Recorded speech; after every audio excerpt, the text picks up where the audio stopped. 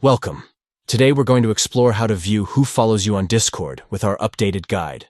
Whether you're managing a gaming community or just staying connected with friends, knowing your followers can enhance your experience. Let's dive right in. First, open the Discord app on your Android device. Make sure you're logged into your account so we can easily locate your followers. Next, navigate to your profile. To do this, simply tap on your profile picture located at the bottom right corner of the screen. This will take you to your account settings where you can access various features. Now let's go to the following section. Scroll down until you find the Your Friends section.